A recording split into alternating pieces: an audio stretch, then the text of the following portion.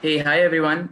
This is Pulkit and welcome to the Growth Marketing webinar for beginners. A little introduction about me before we begin. I have over 6 years of experience with B2B and B2C organizations like Pick-Your-Trail, Deloitte and Gain Credit. Over 6 years of experience, I started working as a brand executive, then moved into digital marketing. And now the way I see it, I have started looking at digital marketing product and growth as a coherent group rather than silos, right? So, and I also started off with a very different mindset when I started my career journey.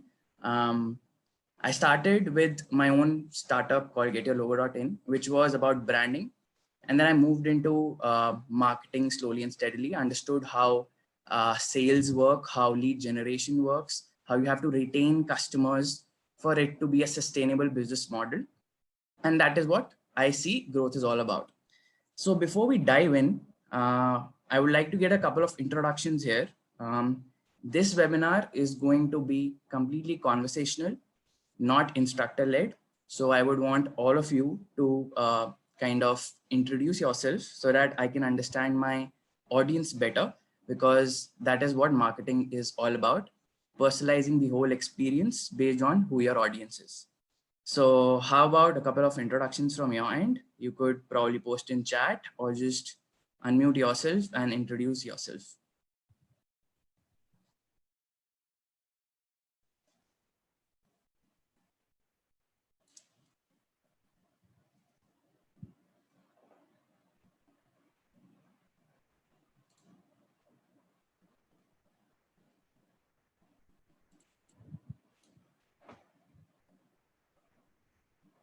Anybody up?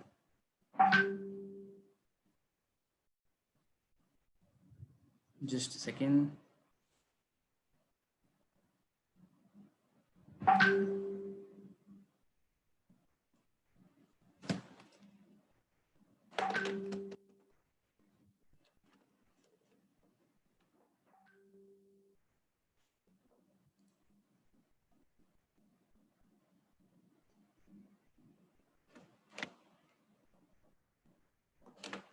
All right, so we have a couple of chats coming in. I'll post it, or I'll just, you could also unmute yourself, and I would love to hear as to what do you do, what do you wish to take away from this webinar, so that we can talk more about it.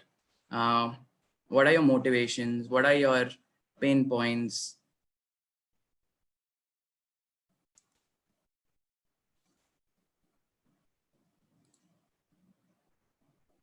Give me a moment.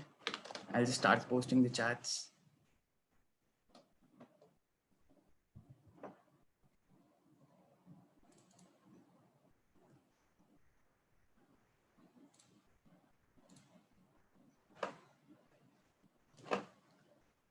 All right, so we have Srivatsa. Srivatsa is from Freshworks and she works as a market research analyst. We have Arvind with us, who's a manager with CEG Alumni Incubator.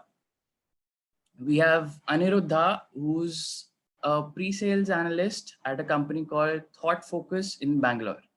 Right. We have Harun from GUVi, who's a digital marketing specialist. Brilliant. So we have people from different fields, but we are here to discuss growth marketing. And growth marketing is not a linear process. And a lot of times we hear something called as growth hacking, right? So what do you think? Is growth hacking different from growth marketing? What is your idea of the word growth? And what is your idea of the word hacking or even marketing? Is it any different? As a marketer, I do not believe in growth hacking because growth hacking is not sustainable.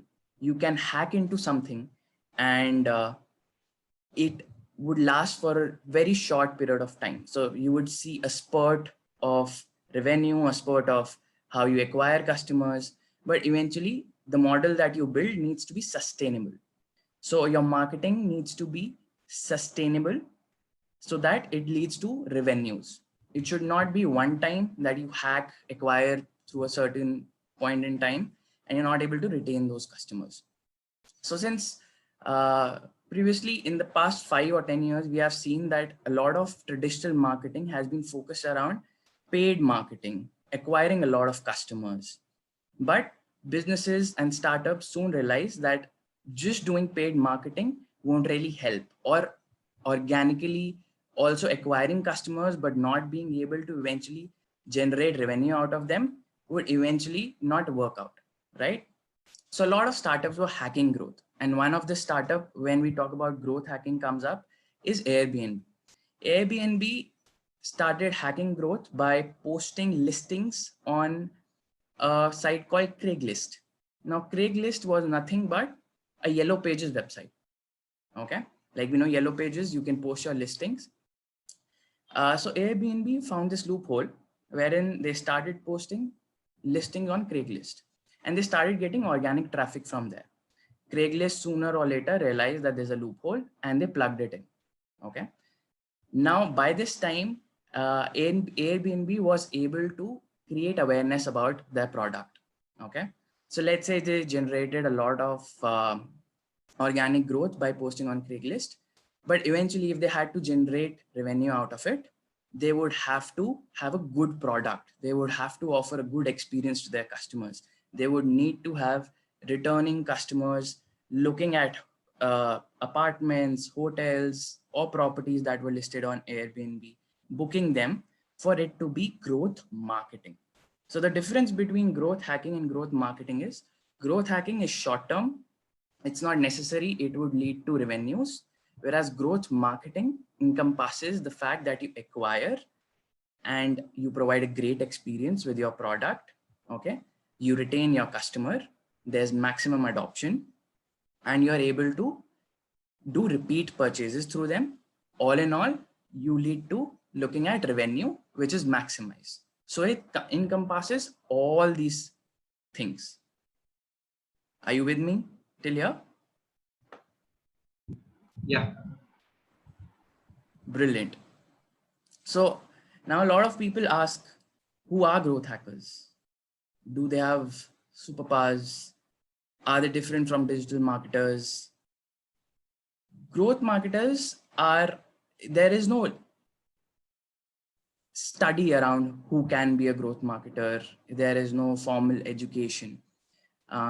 A starting point could be digital marketing. A starting point could be somebody who's interested in analytics. A starting point be somebody who's really tech oriented, understands product really well, understands business. So there is no one direction on that or one particular segment of role that leads to somebody becoming a growth marketer. There is no one bidirectional process here. Okay. And how I see it, there are 3 things, okay, which are necessary for anybody to be a growth marketer. Just a second.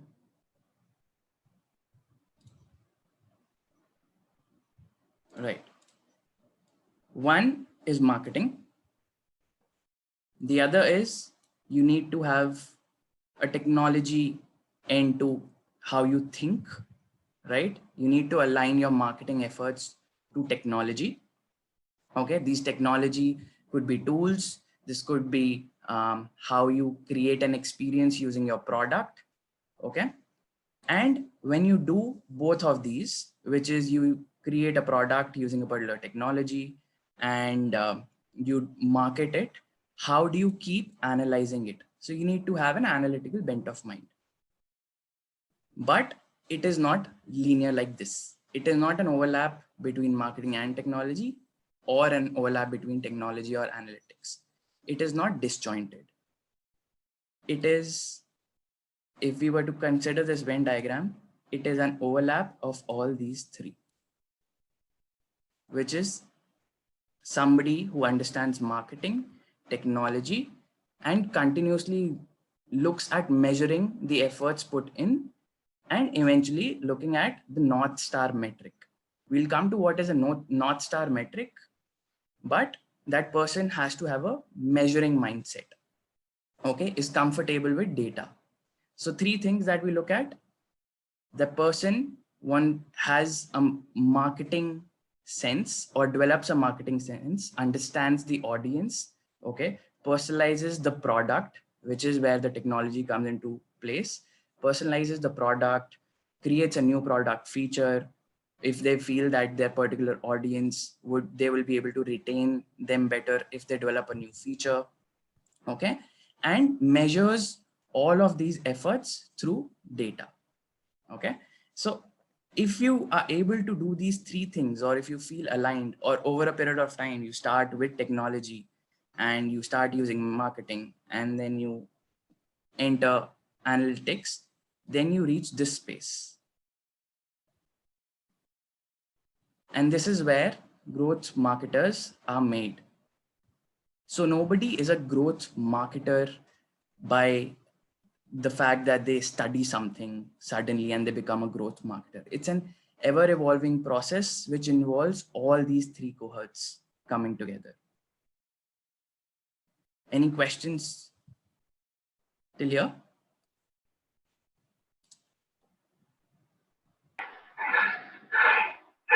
You can also post a No, Pulkit, we are good.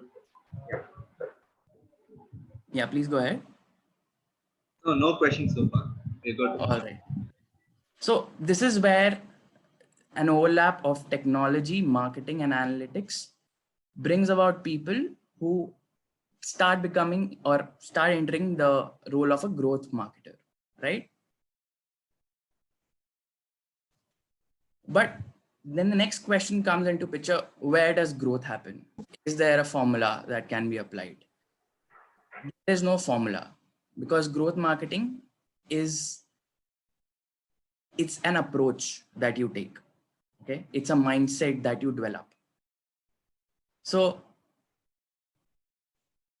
traditional marketers usually start here. They acquire customers, right? Let's say you started off with a product. Let's say we are selling travel packages, and traditional digital marketers would be responsible for running digital campaigns on Google or Facebook, or even for that matter of fact, Quora, and they start acquiring leads from there. All right. So a traditional paid marketer would say, my job is to get you maximum leads at the cheapest cost with a good quality. Okay, so leads that get activated, okay, who are interested, who have buying intent, right? That is a traditional marketer. Okay, what he's doing, he's acquiring and he's measuring his efforts. That's it, right? He's not interested whether that lead is buying a travel package or not. All he's interested is in his metrics, which are cost of acquisition. Am I acquiring a lead at 100 rupees? Brilliant. Done. That is what I'm targeted at. Am I able to meet my lead target, which is, let's say, 100 leads? Done. But a growth marketer would also look at retention, which is the overlap, right? He would look at, if I'm acquiring 100 leads, right? Am I acquiring them at the cost which is sustainable for me in the long term, for me to earn profits or good revenues? Am I acquiring a lead? I'm sorry. Right. Am I acquiring a lead which has buying intent? அது எப்படி நான் கூப்பிடும் போது மட்டும் மூச்சு வந்துரும், பசி வந்துரும், மயக்கம் வந்துரும். நீங்க டேடியவே கூப்பிட்டுக்கிறேன். Right. So yeah, am I acquiring somebody who has buying intent? All right. Will they be interested in buying the travel package? Will I be able to offer them more than just what they have come for? So if somebody has come for a trip to Thailand, can I make them also go for Singapore, right? Can I make them go for a Singapore and Thailand trip, and next time make sure they come back and go for a Maldives trip also, right? That is retention. That is repeat purchases. And the common denominator here being you are looking at revenue. Okay. So you are looking at maximizing revenue, which if you do all three comes out of here. So you are acquiring, okay. You are trying to maximize what you are getting out of that lead. Okay. You are retaining them. You are cross-selling. Okay. You are offering more than what is necessary. Okay. From a traditional approach. And you are measuring all these results by looking at the amount that is coming from there, which is the revenue. Okay. So you're not looking at top of the funnel metrics, which is how many am I acquiring? What rate am I acquiring? Are they getting just qualified? You go deeper. Okay. So this is, if you do all three and you keep on doing it till they convert, this is where the growth happens. Sorry, I had to extend it. Any questions?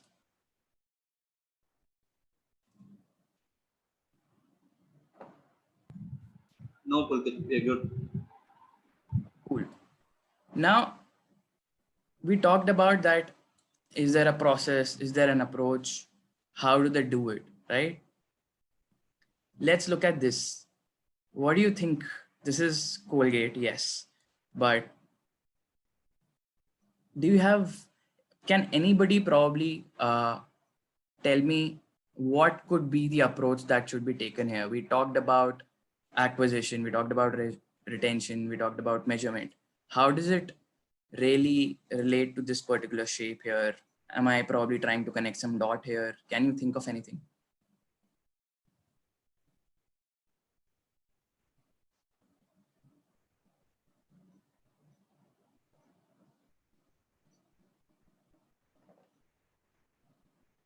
Nobody?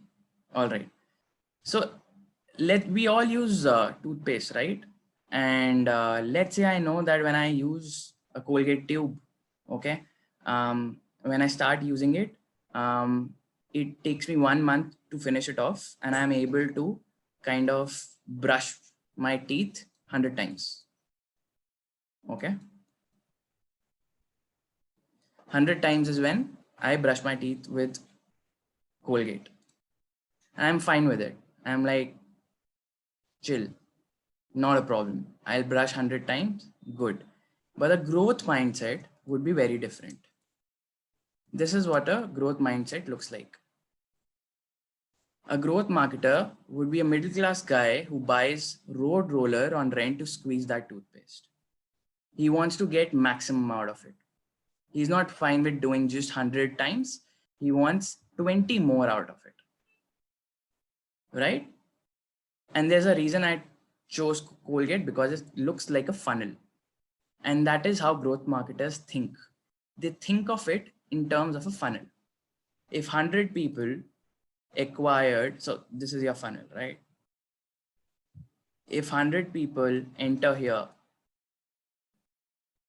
okay, dividing it more, how many people stay till here and give me money?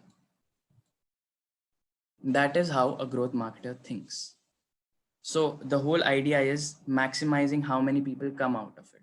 100 people are acquired through paid media or organic means, which could be SEO, which could be ads, right? Looking at product in the middle of the funnel, okay? Onboarding them in a manner that maximum ratio of people move here. So if 100 people were acquired, let's say 70 people signed up, okay? So the ratio here is 70%. 70% of your leads were qualified. They signed up, right? But middle of the funnel, when somebody got in touch with them, the same travel package that we were talking about, when somebody got in touch with them, only 25 were interested. So the 100 people acquired, only 25 stayed, right? Here, only 10 people, middle of the funnel, were ready to buy it. But by the end, they had to pay. By the time you were closing on the deal with them, only 5 people paid off, right? So the conversion percentage here becomes just 5%. Okay. So that growth guy would be all about how do I increase this? Okay. And let's say if these 5 people paid 50,000 each for that Singapore Thailand package, the revenue is 2,50,000. How do I increase the revenue? So a growth marketer would think with this approach where the North Star metric would be how do I increase the revenue or how do I increase the conversion rate over a period of time? Not about how do I just acquire and qualify maximum leads. How do I convert maximum leads? Okay. How do I squeeze the maximum out of this tube? Whether it means getting a road roller, or we don't have to get a road roller. Okay. So now let's look at the toothpaste, or which we would say a funnel, and break it down. So as I said, probably a digital marketer, a traditional marketer would just look at awareness and acquisition. But a growth marketer in terms of funnel would look at the AAA approach, okay, which maximizes revenue. You acquire customers, okay. First, you create demand. So let's say if you are a product which is so new, though nobody knows about it. Let's say you have this, okay. This is a automated rover. You stand on it and you start moving. It came around 2 years back. Nobody knew about it, okay. So even if you create a Google campaign on it, and nobody is going to search this till you create the awareness of it. Till probably on social media, you post a video of it or run Facebook campaigns, which are awareness generation campaigns instead of intent buying campaigns. Okay. Facebook is where you create awareness, or social media in general, let's say Instagram, you run ads or organically post something and you create awareness. So for Rover, I posted something on Instagram, ran ads, I created awareness. Okay. Then I acquired, let's say 100 leads. 100 leads came to my website that I had created. Okay. And I use Shopify. So a growth marketer would also be the person who knows how to go and create a landing page, how to create multiple landing pages, how to go about technology, right? His thinking would not stop at just acquiring. His thinking would go to the next level where he would say, okay, this is a Land Rover. Who all would be interested in buying it? I need to segment my audience. So he goes about, there might be college kids, there might be digital savvy millennials who are interested in technology. There also might be tech reviewers. All right. So what he does, he now knows he has 3 segments. He starts creating different landing pages for them. Now a landing page here is nothing but an different experience. So let's say this experience could be just about visual experience where these 3 segments have different photos. There are a tech reviewer might want to see very tech side of this product. Okay. So the content and the visual appeal of that page would be similar. Whereas somebody who's a college kid might want to see a lot of videos, what's happening, right? What are the different, or he might want to actually understand how much does it cost. So you first understand the audience and then customize your product for these audiences, right? But a traditional marketer might not do that, or he might just stay at awareness of the campaign and acquisition also if he's working on personalization. Now, the next stage in this would be, how do I activate it? Somebody comes, okay. He just comes to the landing page, looks at it, probably signs up for a trial. Okay.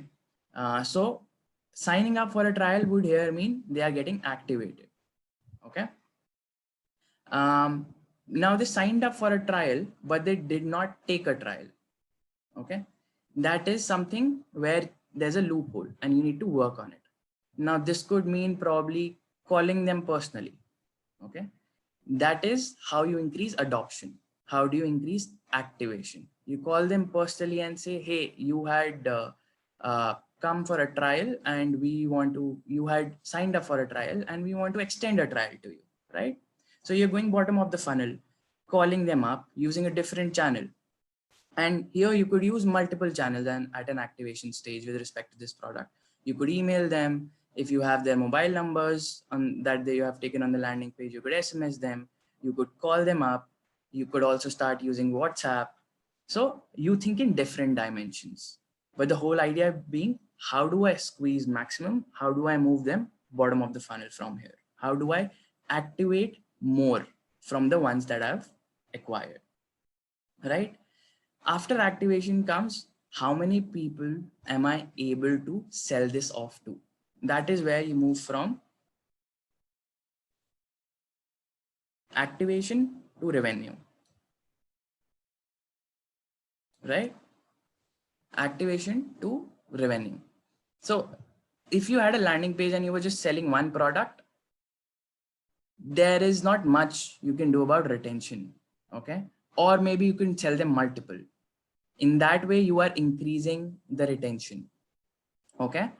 But if I were to increase the sales of, let's say, call this ABC company, ABC, sorry for the poor handwriting, but if let's say I was ABC company and I was selling one product, I have 10,000 people who have bought this. Okay. I want to increase my revenues, growth mindset, focus on revenues.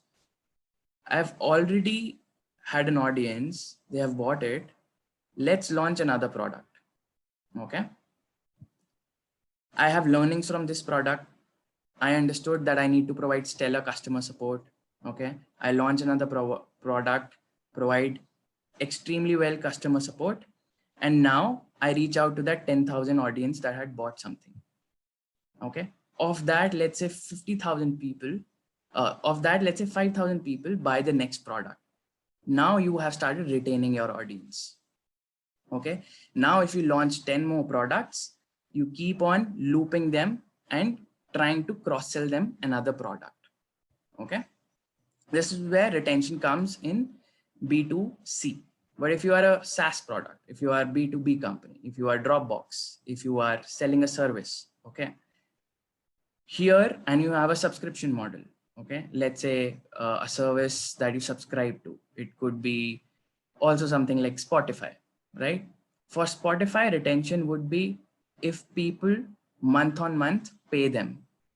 So they have to make sure that people stick to their product. Okay. So when we talk of retention, we talk of how good is the product. Okay. Does it provide value to them? Do they get customer support? We talk of all the experience that the product offers to them, which is very important in retaining customers, be it a service or be it a product. Any questions still here?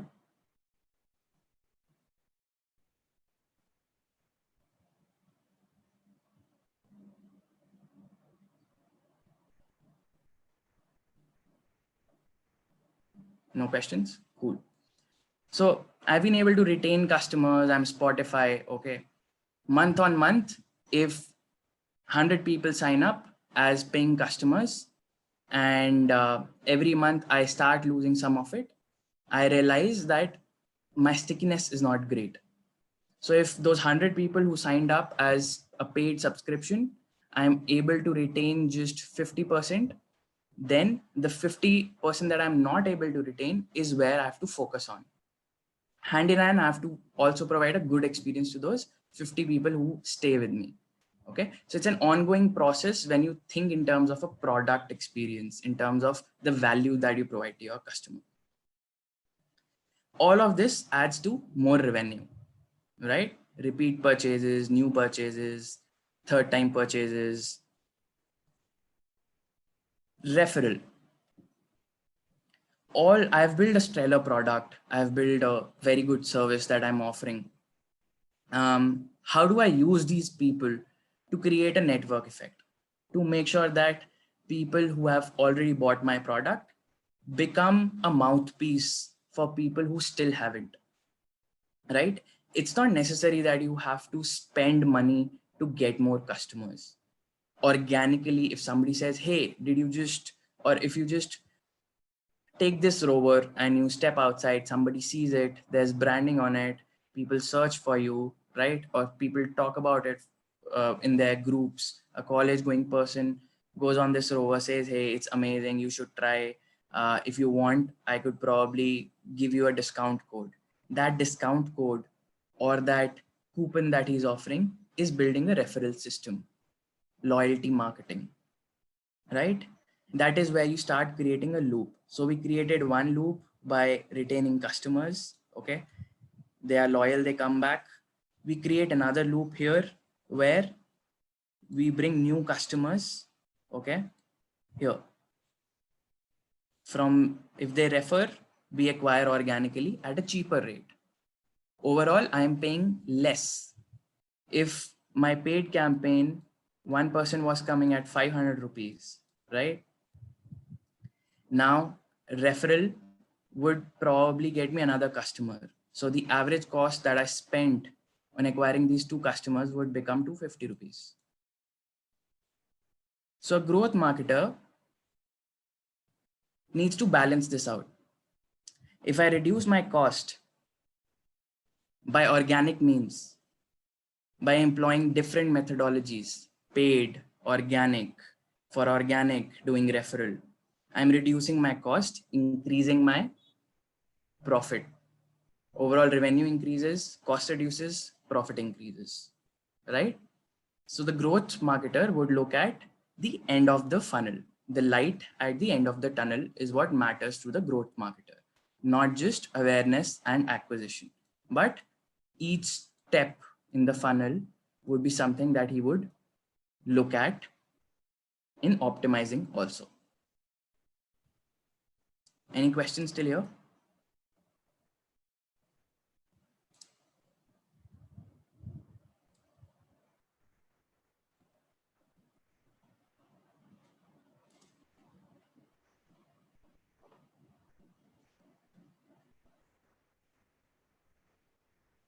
No questions? No.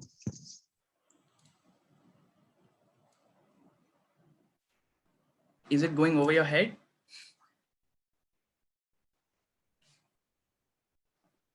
Come on, let's get a little conversational. I'm sure you might have questions by now. Do we have digital marketers here who think there's something that they could add here? Hey, Pulkit, Anirudh? Yeah. Yeah, I have one question actually. Yeah, so my question is, so how much is a growth marketer involved in building out the product if it is a product-based company to understand, like he would be understanding what the awareness, like what are the type of customers to bring into, and how much will it take to bring into the bottom of the funnel, right?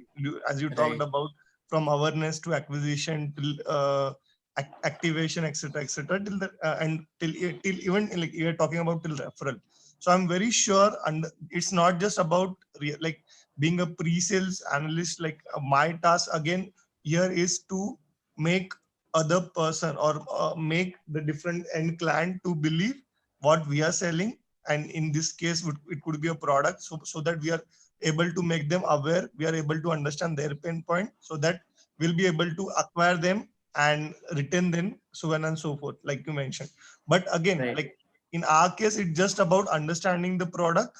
But in terms of, I mean, I wanted to understand how is it different in terms of growth marketer perspective. Like, is he involved in shaping up the product itself with the help of a product marketer? Very much. So you work with product, you work with, so let's look at it from a journey point of view. Okay. Yeah. So you have a product, you get a lead for it, right? This is where the paid marketer helped you, or the organic marketer helped you, or digital marketing in general helped you. Right. Then comes pre-sales, who are qualifying these leads, right? Yeah. Pre-sales qualifies these leads, understands the leads, passes on to sales. Okay. Sales is where they start getting deeper into what are the motivations of the person, how can we sell to that person, product features, all right? And Right. underlying is a product. So at each stage, which is pre-sales and sales, you get feedback from the customer or the lead or the prospect. He's not a customer yet. So you Right. get some feedback from the lead at a pre-sales level, right? Yep. Some feedback from the prospect at the sales level, and you have to create feedback loops. So growth marketer would be a person who would bind this all. He would go to the digital marketing team, understand what messaging they are using, okay, based Mhm. on feedback that pre-sales and sales gives, okay, with respect to how the product should be improved. Right. Then he would go to the product team and say, hey, with respect to product, maybe we should launch this feature because we are seeing that 30% of the leads at pre-sale level go out of the funnel because this does not exist. Okay. Or this needs to be improved. And this feedback loop does not exist till there. It goes deeper. If somebody becomes a customer and their experience is not that great, okay, now this experience would convert into a feedback. It could be a customer satisfaction survey. It could be a score which goes to net promoter score that came out. Here, customer success team is where the feedback would be. That customer success team would give feedback to a growth marketer or a product marketer. He would in turn look at it and work with the product team in improving the experience, work with the digital marketing team in improving the onboarding experience of that lead. Okay. So it is a cycle that you have to keep on doing. You have to keep on repeating and rinsing and keep on repeating for you to maximize how many times you're able to get the toothpaste so that you can brush again and again. Right? Got it. Understood. Yeah. Thanks. Hello. Yeah. Hello, I'm Srivatsa. I Right. just have one doubt. Like the last stage, what you've said, the referral thing. How well should this referral thing should be done? Like so that the loop would be recreated again to have a retented customers and all. So it varies from your product offering to product offering, right? Look at any referral program. There's something in it for the person, the referee, and the referral. Okay. So the person who's referring should also be rewarded. The person who is being referred should also be rewarded. Okay. There are certain referral programs where just one person is rewarded. Okay. So if it's not a win-win situation, that network effect would not be created, right? So there needs Okay. reward for both the parties in it. That is the basic baseline of a good referral program. So if I just have a screenshot and we'll just look at this, how did Dropbox do it? And Dropbox had one of the best referral programs. Okay. Okay. What they offered was, if you upgrade your account, refer a friend to Dropbox, okay, and you get 16 GB per friend. You can get up to 16 GB, 500 per friend. Okay, so you can Okay. to 32 friends, that means. Okay, and they would also get a similar thing. So you have to kind of understand how your referral program would provide a product. It could be just giving out, discounting them for referring. It could be giving out a premium feature for referral. It could be giving out monetary value also. Okay. So a lot of times in Paytm, if you do something, or all these new apps, if you are referring, you get monetary value, you get monetary money also, right? You get money also in return of referring. So there could be different ways and you could do it. Bottom line, it has to be a win-win situation for both the parties. Okay.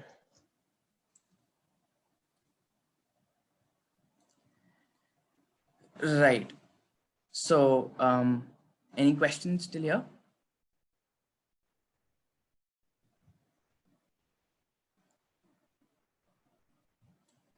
Cool.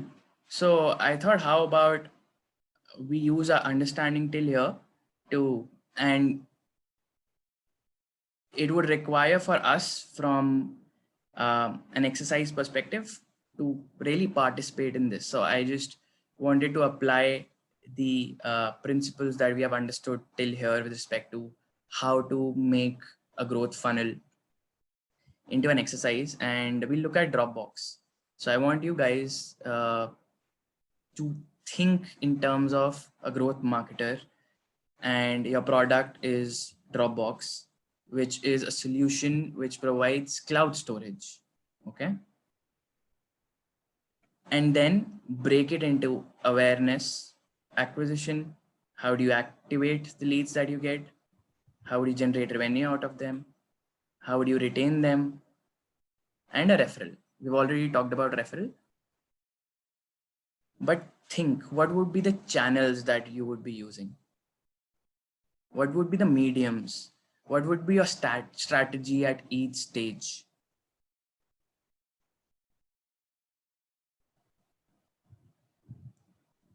Let's wait for a minute. You can post in chat, or you can just unmute yourself and go about it.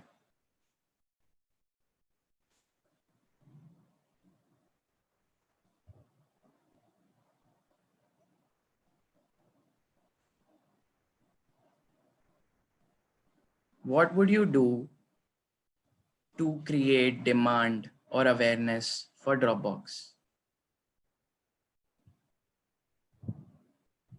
Anybody?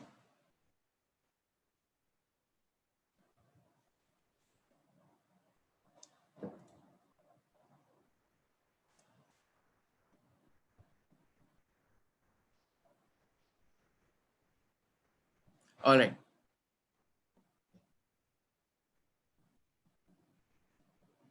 We'll start off. So awareness. We'll start with, let's say, paid ads on Facebook, right? If I'm doing paid ads on Facebook, I can say just paid ads.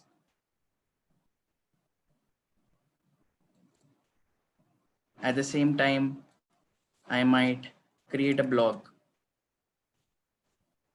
start doing content marketing, right? So the strategy here would be content marketing. Create a lot of content, okay? With respect to how and how you could store your content on the cloud, access it from anywhere on any desktop across different mediums, right? So generating content and then you're sharing it organically on social media. So content marketing. So you could call this content generation and social media marketing, right? And then side by side, you're also promoting that. So that is paid ads on Facebook, which we talked about, right? And then you start Google ads. You have certain people who have started resharing your blogs.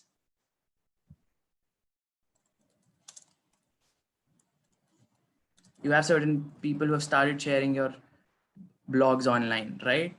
Who have started resharing. Okay. So now there's people who are aware about what Dropbox is, right? They've started searching on Google. Okay. Here you start running Google ads. Okay. At the same time, while you are blogging, you are getting organic traffic. So again, it is also happening through SEO, search engine optimization, right? So the approach would also be SEO. Now you're like, people have a lot of questions with respect to Dropbox, and there are a lot of communities where people ask questions. So you go on Quora and you start answering those questions and leave a link with respect to, hey, you can try Dropbox here. Okay. So you can say that, or even you go to Facebook groups. So acquisition is happening through community groups, right? Google Ads, SEO, community groups. So we have covered two things here. One, awareness and acquisition. First, you create demand. Okay. Demand can be created by running social media ads, creating blogs, posting it on social media, social posts, or even offline, right? You could go probably do offline conversations, which could be around holding meetings or working with organizations, creating conventions or roundtable conferences about how cloud storage is the future and how secure it is, right? So you can also create awareness through that. So we started acquiring customers, right? A good trick here would be to segment this. So you need to start segmenting, right? You start acquiring generic customers, but sooner or later we realize at the pre-sales level or with respect to the data that we gathered that there is a segment, right? There are people, there are tech enthusiasts, right? There are college going kids, there's digital millennials, there are different cohorts of people who are using it. So you start creating different experiences for them. So you start segmenting them by now, right? And personalizing. Those are strategies that you would use would be segmenting them, personalizing the experience for each, right? That would probably mean creating a lot of product pages for each use, for each audience type.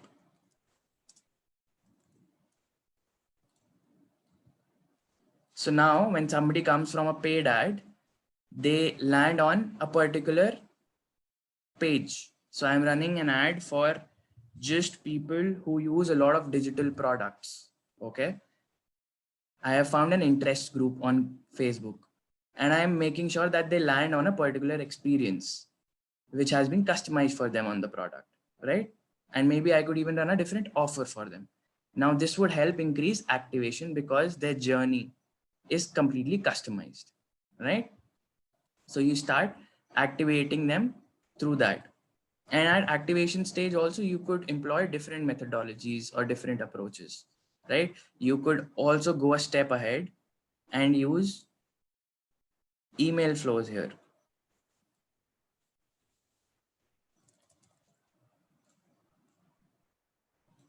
You send them emails or even notifications which are personalized, right?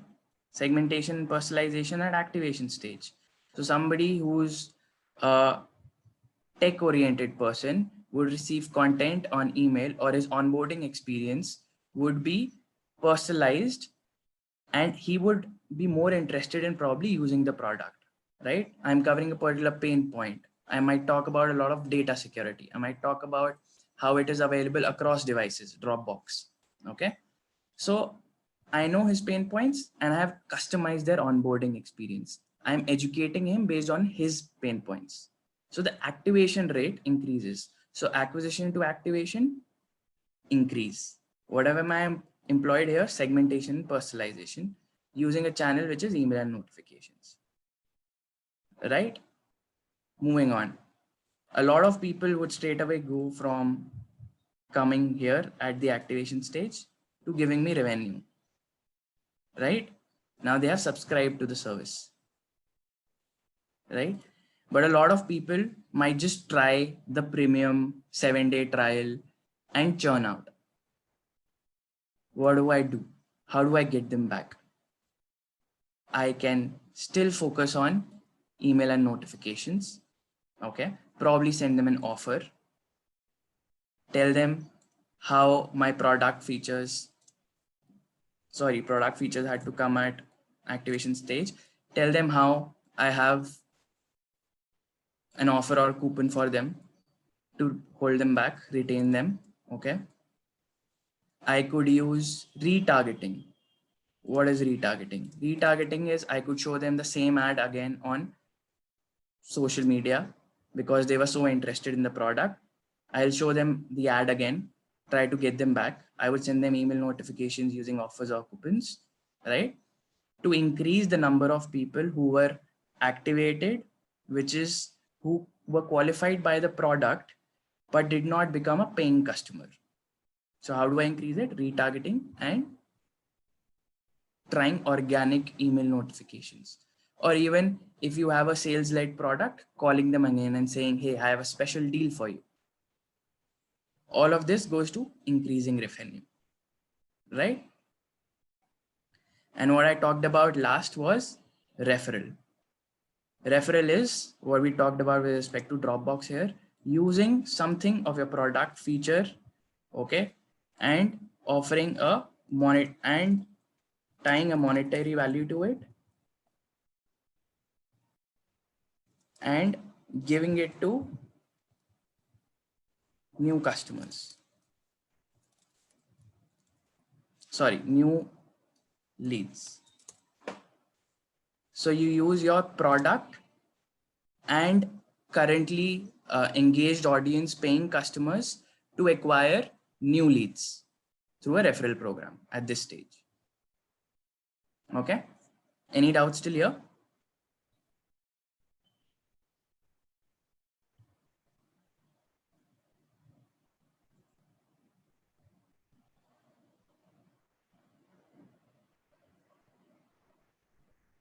So I've got two comments here. Can you explain briefly about organic awareness and display ads? Yes. So while we're talking about Google ads, paid ads, obviously you can also use display ads. I haven't gone into granular detail with respect to all the channels here because this was just to kind of very it works, but you can use display also to create awareness. Display is a good awareness mechanism. So when we say paid ads, I'm using display. I might be using text ads also for display, but it would be, you would see more click-through rates on display ads at the awareness stage rather than text ads. Okay.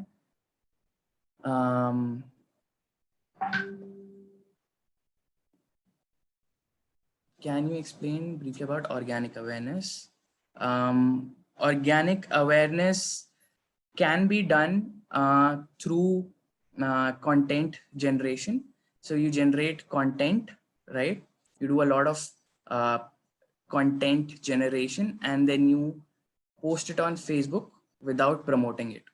Okay. You go to Facebook groups, you post it, you go to Quora, you post it. Okay. And there is nothing but this is something which we are just using content marketing. Similarly, when you research what you want to create with respect to the keywords that you use, that is where SEO comes into picture. That is also organic awareness. So if somebody starts kind of searching for that thing, they land on those pages that you have created on the blog, which is content marketing, which is again organic. Aniruddha has a question. Can you give an example of customized product pages for different customers? I was not able to think about any. So, right. So who do you think uses Dropbox? Right? Dropbox, if I could think of two broad segments, would be professionals. Okay. Dropbox would be used by businesses. Dropbox would be used by professionals. Now, when I start breaking down professionals, I could think of people who work a lot on, who use their laptop, mobile a lot and have a lot of data that they generate on a daily basis. So it could be designers, right? It could be digital marketers who have a lot of files that they generate. It could be videographers, just random examples that I'm giving. Now you start creating landing pages for, let's say, artists, videographers who create a lot of data. And you say how Dropbox can be utilized by them. Okay. So that is a customized landing page that you have created for them. Now there, pain, YouTube lo kuda live pesana. their pain points could be YouTube le potranga girka. The Dropbox can say that, hey, Prachane we andhu. have, so Dropbox could say, hey, we have a product feature which helps you upload at 10x speed, even big file sizes, right? So that is a customized landing page for videographers that you're making them land. Just the features that are important to them. Cool. Got it, Pulkit. Thanks. Yeah. Brilliant. So now comes the third part, which in a growth marketing strategy is very important, is while you do all. Okay. Hey, Santosh, can you please mute yourself?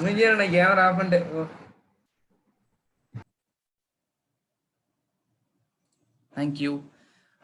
Now comes the third part, which is measurement, which is really important while you do this, right? So at an awareness stage and an acquisition stage, you will look at CAC, which is cost of acquisition. As I talked about, I might be paying 100 rupees to acquire a lead, right? And they might be using Dropbox month on month, paying me, let's say 50 rupees. So Dropbox costs the subscription, the lowest plan would cost you 50 rupees, right? So after 2 months, I'll be able to get my cost back, which is what I used in acquiring them. Okay, so I paid 100 rupees to acquire, let's say, Srivatsa. She's a videographer and she's starting using my service. I need her to at least stay 2 months so that I get my cost back. Okay. After 2 months, if she stays for any incremental month, I start generating revenue there.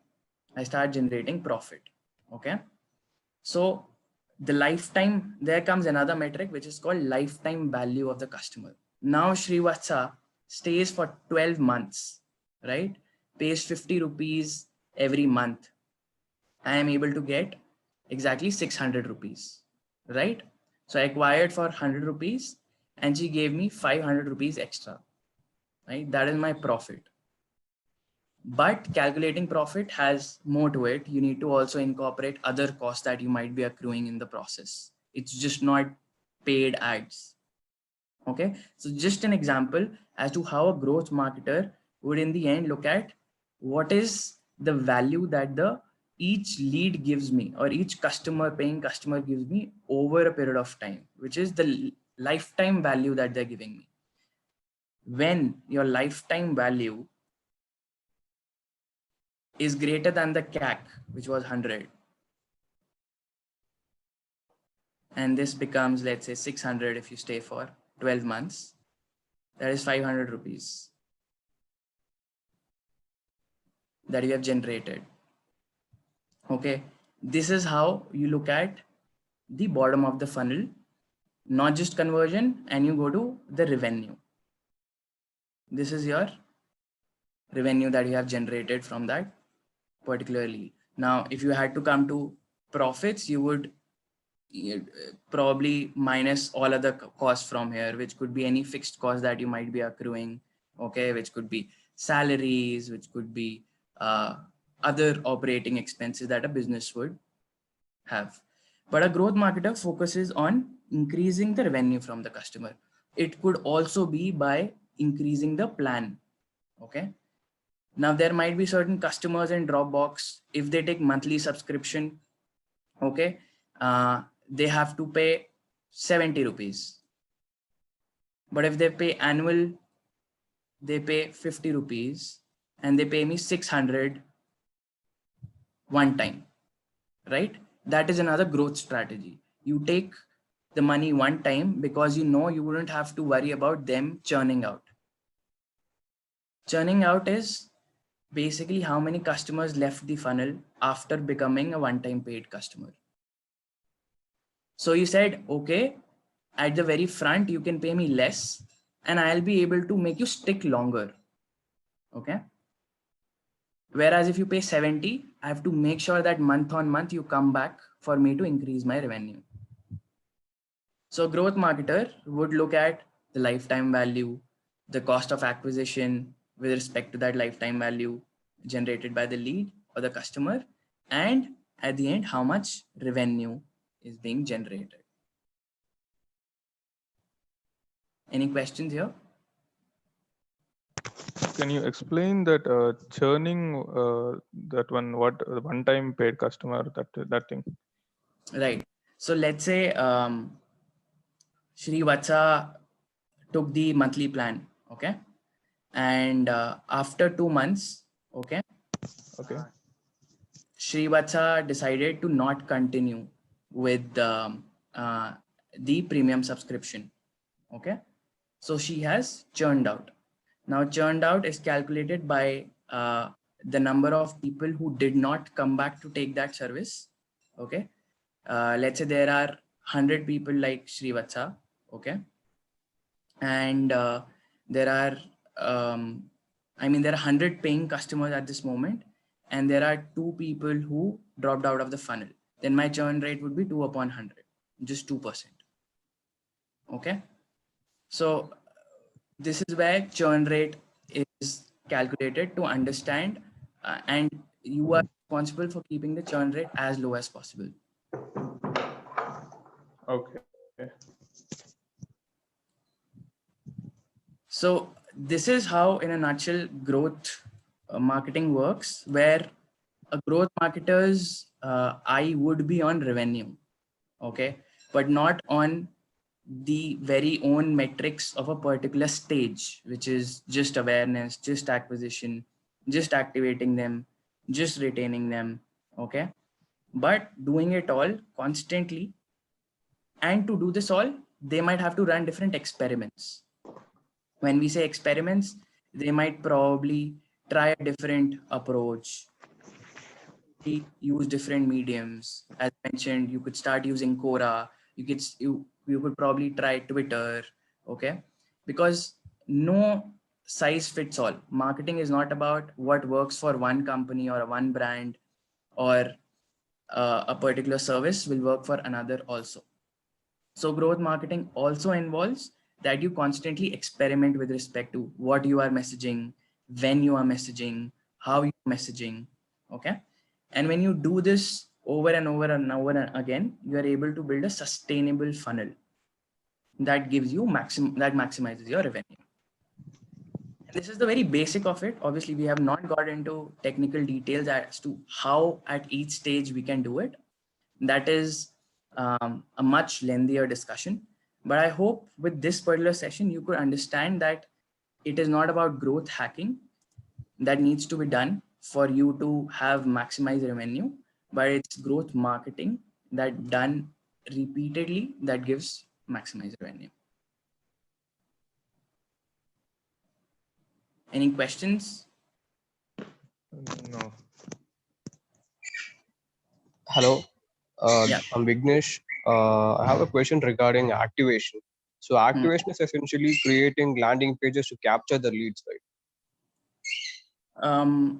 Activation is yes, but activation would also have somebody signed up with you. Let's say your Dropbox, right? They came to a landing page, they signed up, but they did not use the feature that Dropbox is all about, which is probably uploaded a file, okay, or cloud storage. So activation is about that one action or multiple actions that you believe your product is all about, okay. So your activation rate is basically, have they adopted your product? Okay. Did they come on Dropbox, sign up, and upload a file? And over a period of time, you look at, are they doing that repeatedly? That is increasing activation. So activation is not just coming on a landing page and signing up. That is just acquisition. So it's about product adoption. I'm sorry? It's about product adoption. Yes. Yeah, thank you.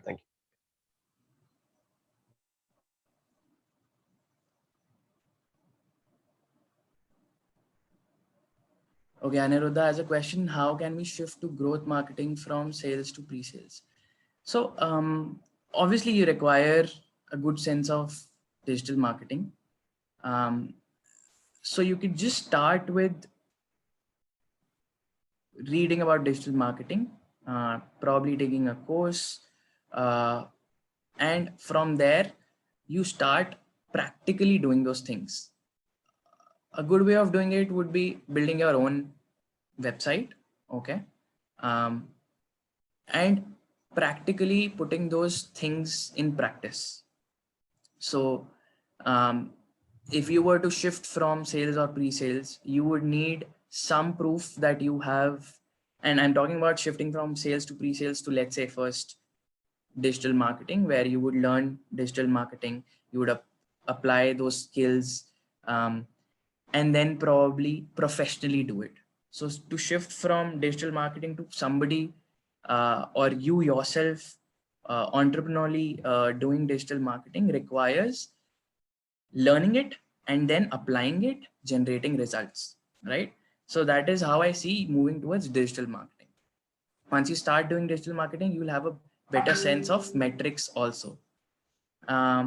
So it is something that has to be done from your end, and it starts with learning a new skill. Growth mindset, and I was going through LinkedIn today, and this particular article is trending, which is what is growth mindset. So a growth mindset is nothing but somebody who's a lifelong learner, who's ready to learn, right? So you have to constantly learn and also apply those skills. So that's how you could probably start transitioning towards a marketing role and then towards getting into growth role. Did that answer your question? Yep. Thanks, Pulkit. Thank you so much. Yeah. Cool. That's the end of it. I would love some feedback.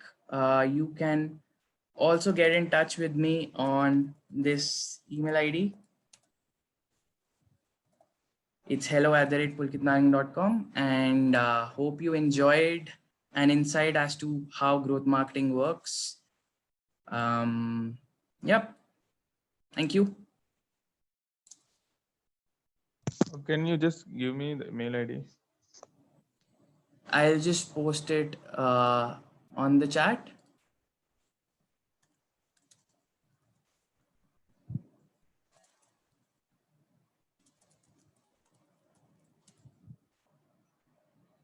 I've just sent it to everybody. Cool. Thank you very much. Hope you guys have a good day, and I'll share the deck. There's not much, it's just graphics, but I'll still share it. Thank you. It was wonderful talking to you, and thanks for being a great audience.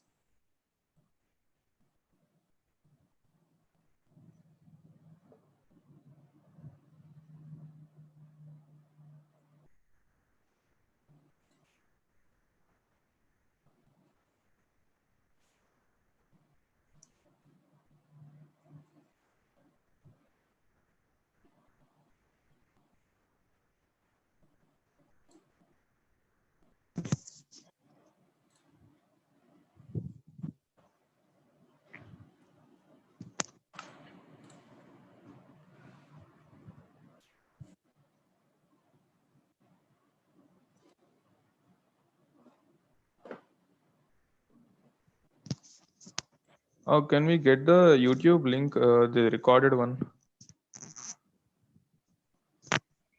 Hello.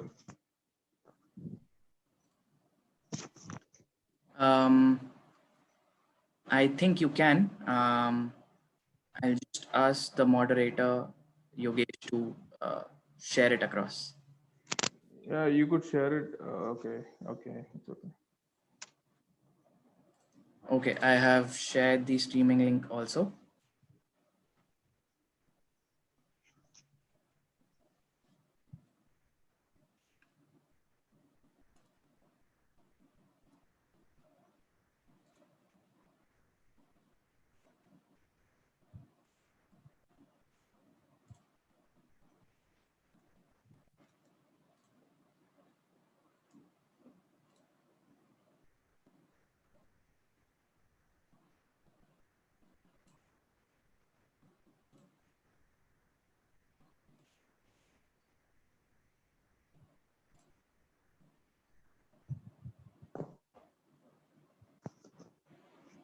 Okay, thank you.